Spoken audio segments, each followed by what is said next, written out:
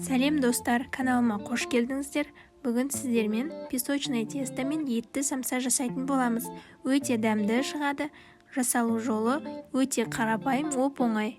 Ұнымызға сармайды салып, жақсылап езіп, крошка дайындап аламыз.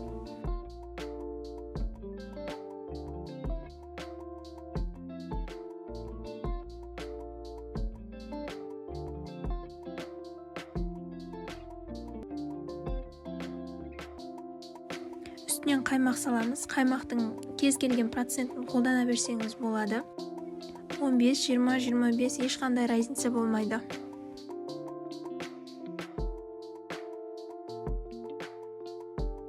Үстінен 2 жұмыртқа, қопсытқыш және шым-шым тұз саламыз.